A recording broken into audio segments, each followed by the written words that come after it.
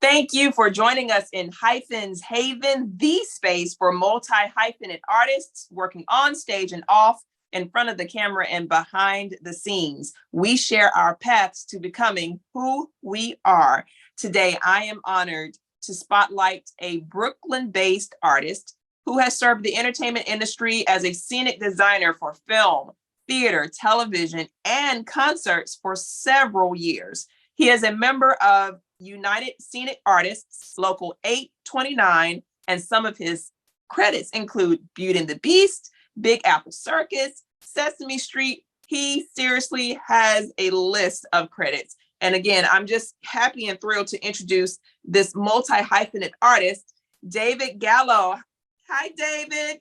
Hello, thank you for having me on your podcast.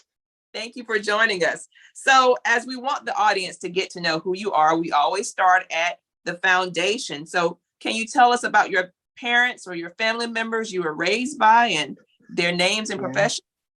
Yeah, well, my father is named Bob, and he was in the military. He was in the Air Force. And so we were a military family living overseas for most of my early childhood.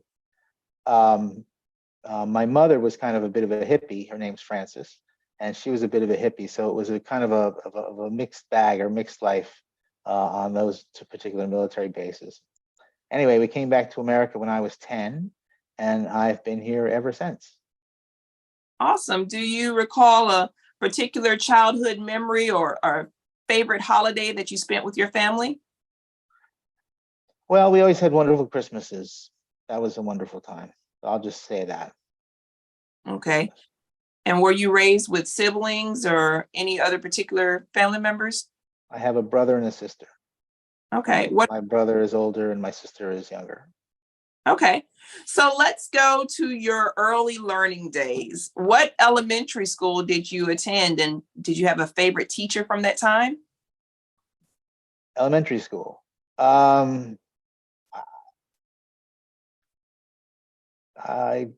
don't remember what elementary school I went to, I'm afraid. Okay. Well, was there a particular memorable moment? Let's see, generally children are in elementary school up until the age of 10. Was there some particular memory that you recall that helped propel you to the artist that you are today? I got propelled to the artist that I am today when I turned 15 and went to high school. And that was the beginning where I met a man who became my mentor. His name was Lenny Borovay, and he was in charge of the theater. And they were doing a production of Pippin, and he asked me to get involved, and I did. And I've been in the theater ever since. And that was at the age of 15. So you were you were a sophomore. Yeah, Freshman. yeah. Yeah, it was freshman, sophomore, somewhere around there, yeah. Okay. And being that you're in high school, were you also working outside of high school to balance things in your life, or was it just your ability to work on your art? Well, I worked on my art, but I also delivered pizza. Cool. So you were able to balance having this job outside, work on your art. And what type of student were you in high school? I was not really the best student. I was excellent when it came to art or theater, but the rest of my classes were not quite as well served by me. Okay. So after high school, what propelled you forward to either college, or did you start working in the art? What happened? Well, after high school, what happened? I decided that I wanted to go into theater design. I had been doing it, in my high school. We had been, doing this, these productions, and it just theater became part of my life. And so I went to college for it and spent 4 years studying scenic design and costume design and doing lots of productions and learning all sorts of, amazing things that you need to know in order to have a career in the world of theater design. And what's the name of the college that you attended? I went to SUNY Purchase. City Purchase, yes, in New York. And Yep. I know you said that your mentor that you met in high school was very instrumental to help develop you as an artist. Was there a collegiate professor that helped you as well? There wasn't anybody that I was that close to in college. I will say that. Okay. Was there a particular project in college that laid the groundwork for you to transition into your professional life? There was no one particular thing in college that laid the groundwork. It was just the college experience itself laid an excellent groundwork for taking off professionally. It was just a very good conservatory training program, and so we were prepared, and prepared for for a lot of what will come anyway. So that's that worked out for me rather well. Awesome. So as you are about to transition out of your college years, you've graduated. What comes next for you? What was your first job out of college? Well, I was fortunate that I started by assisting some wonderful people and learned all sorts of wonderful things from working on productions with them. So I did that for a while, and that was super helpful. And I also designed a production at the New York Shakespeare Festival that was called Machinal, that was directed by Michael Greif. And Mhm. very early career for me, that became a huge hit. And so I got a great deal out of that, and I got a lot of work out of that, and a lot of recognition out of that, really from one off-Broadway show. So I was fortunate in that regard. And being that this was your first major work outside of college, now that you're being introduced to more artists, how did you make your way into your union? Well, the union is something that you get into when the time is right. You've done a certain number of productions without benefit of the union contract, and then you do a show that comes with a union contract, and you sign it, and you can become a member of the union that way. It has to do with getting the job first. Believe it or not, that will work. The other thing you can do is what I did was take an exam, and I took a test, and I designed a production, and I did all sorts of work and all sorts of crazy stuff, and put something together, and presented it at an exam, and passed and got into the union that way.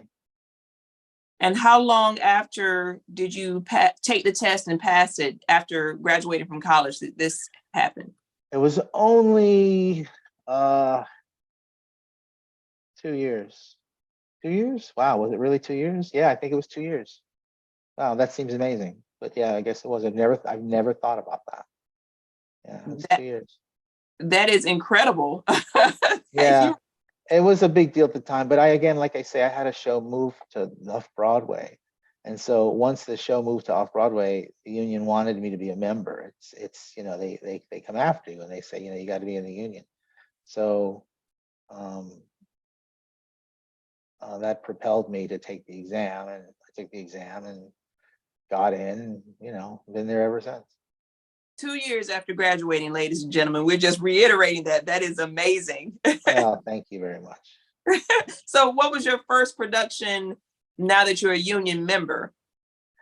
The first production that I did now that I was a union member was a play called Veins and Thumbtacks, which is a terrible title, and it's not a very good play. It was written by a fairly well-known playwright who did not score a home run with this one. But that was the very first thing that I did as a union, the very first time that I had my union stamp on my drawings, which was all very official and exciting and all that kind of stuff. So that's when that happened. And how does the process work that you're in the union, a production comes to you, or how do you network to get in the space where production hire you to get the stamp on your artwork? Well, it's the but where the work comes from the directors. I mean, the director, if it's a director that sees some of your work or has an understanding of your reputation or whatever, that sort of thing, they may hire you to do something that they're doing. And so building relationships with directors is what builds a career. With rock and roll, it's like if a band sees something that you did, or they get a hold of you and you do some work for them, and you build a relationship with the band and do more and more stuff over the course of the years. So it's just like any relationship, you know what I mean? Once you get in to maintain it and get the most that you can out of it. Right. And as we were just talking about your experience working in theater, and as you mentioned, you have worked with bands. What was the first major concert you worked on? The first major concert I worked on was a production of a Barry Manilow's Showstoppers tour. It was a big tour with Barry Manilow, and that was that was wow. That was a long time ago. That was the late '80s or early '90s. Well, that would have been the first one. And were you able to work in the space of theater as well as working in concerts, and then you somehow turned to television? Like you were able Yeah. to weave this. How did this happen? Well, it's just design is design, and so it's just you adapt to whatever it is, the environment it is that you're being asked to work within. So television came to me very readily. It needed to have a certain degree of detail. It had to have a structure that would work and allow the show to be shot. It had to have all sorts of things that were very important in order to have a set for Sesame Street. And so bringing that is absolutely critical. And so you just spoke about theater or rock concerts, television, and you were able to do design for films too. What was your first film that you did design for? And the union. You're the union member now. You remember, I've pretty much limited myself to television. Yeah, I haven't designed a feature film. Okay. I've designed an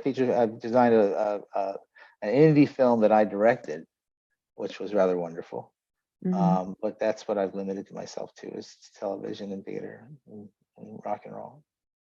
That's awesome. So could you share what it's like a day in the life of David when a new project comes to you? You decide, yes, I'm working on this project. What is your process and Sure. tools that you use for Well, those? you get the play, you get the script, and you read it, and you have to read it with a very careful eye. And you make notes about what is the mood of the piece, what I mean, what is the direction, the point of view of the writer, what sort of special things have to happen, where are the production numbers. You have to break down the script in a very particular way. And so that's the very first thing that you're going to do, is give yourself that breakdown.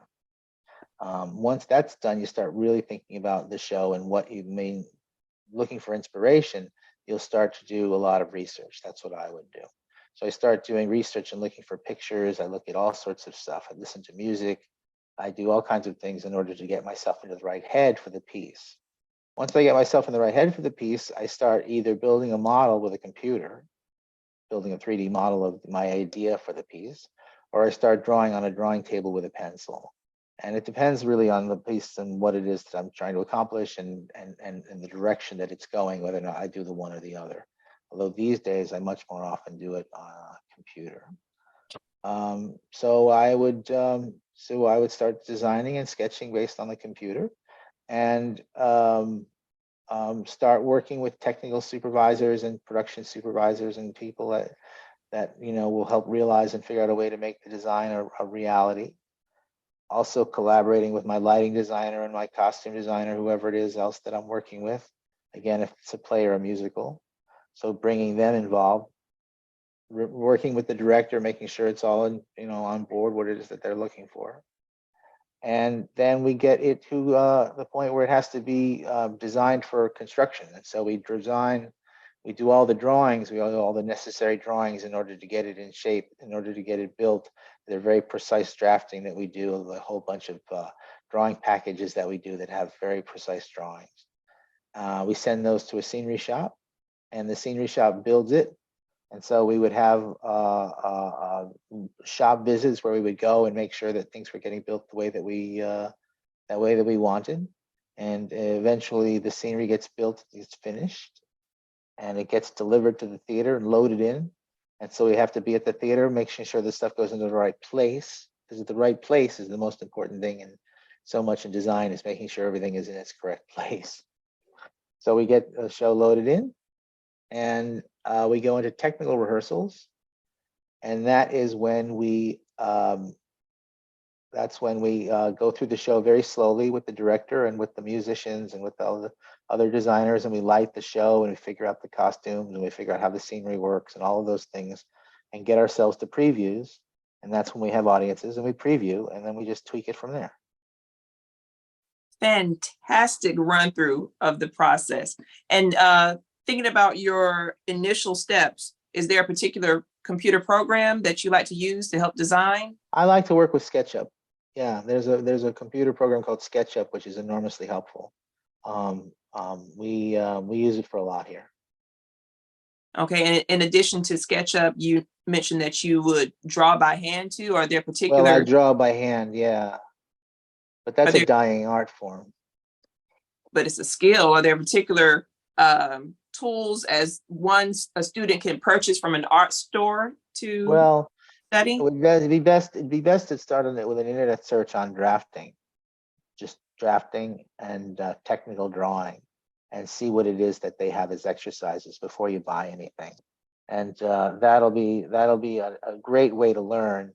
Even though it's on a computer, it'll be a great way to learn. Believe me, what's done with a pencil. Okay. Do you recall a challenging project that you were able to get through? And conversely, was that your most fun project? Or could you tell us about your Well, I've had some very challenging shows. There's been some, stuff that doesn't always necessarily go your way. I did a large scale musical once that just didn't work out for anybody. And it was a shame. We were all working very, very hard on it. And it wasn't even, it was kind of a clever show and it had a lot going for it. And yet, unfortunately, it just didn't last.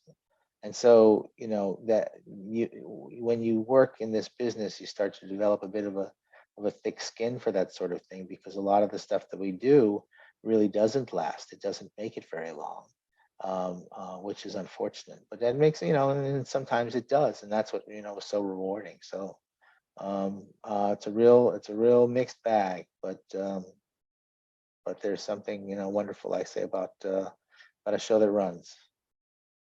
Okay. And thinking about all of your productions, what has been your most fun project to work on? Oh boy, the most fun. I don't know. I don't know how to answer that. I think that the play that I designed called In Walks Ed was the most fun. It was a shoot 'em up sort of urban western, very funny, done in a very tiny theater with a lot of wonderful effects and really great stuff. And we had a great time putting together the gunfights and the fights and the crazy stuff going on. So that show was completely over the top and done in a very small theater. So I think it was a lot of fun because of that. The intimacy of that space, which yeah, it was really a wonderfully intimate space. It was really great. I love spaces. And thinking about your evolution from how you began, being that it's just amazing that you only had 2 years outside of college before you entered the union. That's just amazing. It took more to get into mine. But thinking about your process over time, how has it changed? Well, I think that I've managed to speed it up a little bit. I think I had more time to dwell on things, a little bit more time to think. Dwelling isn't really a good term, I guess, but a good time to think things through. And now I have to work a lot faster. So, I can work faster, and I have that, and that's an advantage certainly. But it would be nice to be able to take the time that I had when I had, more luxury of time back in the day. Okay. And being that you have worked on a number of projects so far, and I'm sure more projects are coming towards you, what is your professional goal as a scenic designer? My professional goal, to serve the play, to serve each and every one. There's a play, there's a playwright, there's a director with a vision, there's somebody, or I have a vision, and to serve that and to solve the problems and solve the solutions, come up with the solutions in order to tell that story. And would you be able to share with us names of artists that you would be very interested in working with if you haven't already? Well, who wouldn't want to work with Robert Lepage, who would be absolutely incredible, and Susan Stroman would be really amazing. I've done some work with Jerry Zaks, so you could, so it's always a joy to work with him. Uh, Jerry Mitchell would be really wonderful. Alex Timbers, there's so many people that I would be overjoyed to work with. Thank you for sharing those names, and hopefully those who are listening will be able to look up every name that you have given and see their work. Hopefully. Yes. So we're going to transition to the next segment of the show, and this will help us get to know you a little bit better. Some of the questions are rapid fire, and some of them like, I wonder what I would do. So I'll just ask you some questions. Are you ready? Sure. All right. Dogs or cats? Dogs. Window or aisle seat? Window. What book would you give as a gift? Gone with the Wind. What movie can you not resisting if it came on right now? The Princess Bride. What is your favorite recipe to cook? Salmon with maple syrup and soy sauce. What makes you laugh the most? My daughter, Citizen. And what would your theme song be if you were to walk into a room? What would my theme song be? It would be something from Steely Dan, like Deacon Blues from Steely Dan, something like that. If you could choose one superpower, what would it be? Invisibility. Okay. Who would be your nemesis as a superhero? I can't imagine. I don't know. Andrew Lloyd Webber. All right. Who is your favorite person to follow on social media? My friend Steve Bunch. If you could offer one piece of advice to your younger self, what would it be? Don't smoke. Some good advice. Good advice. What profession other than your own would you like to attempt? I would love to work in furniture design. Okay. When you think of the word successful, who is the first person that comes to mind? Who's the first person that comes into my head? Mm-hmm. Successful? Mm-hmm. I would say my friend John. Okay. And some final thoughts before we leave this conversation. What projects are you looking forward to in the future? We have a production of a show called Personality, which is about Lloyd Price, who wrote the song and performed the song Personality all over the country and the world, and was a wonderful musician from the 60s. And so we're doing a bio play about him in Chicago right now. And then the idea is to bring that into New York. And then we did a play about a midwife, a very famous midwife in North Carolina, who befriended a Life magazine photographer, and they became very good friends, and they did a photo essay. And so we did a play about that photo essay and those people. So yeah, that's about it. Okay. Would you like to give some shout outs or some love outs, I say, to those who have been supportive of you on your journey? That's okay. I'll be all right with that. Okay. How can people learn more about you on social media? If you have Facebook, Instagram? Well, yeah, I have Facebook. It's David Gallo Design. Same thing with underscores, David_Gallo_Design. Okay. So you can see me on there, and like the usual places. Okay. And last question, what is the best piece of advice you've received that you could share to those who are interested in following your footsteps? Fake it till you make it. Fake it till you make it. I love it. Yeah. Well, folks, we have come to the end of the spotlight for today's artist. If this podcast has helped you, please share. Be sure to like, follow, and subscribe to Dream of Drea across all social media platforms. My name is Drea of Dream of Drea, a production company specializing in driving ideas from pages to stages and from your dreams to screens. Remember, wherever you are right now is the perfect time to act on your dreams. Thanks again to David Gallo for joining us for this Hyphens Haven podcast. And we will see you all later. Bye, everybody. All right.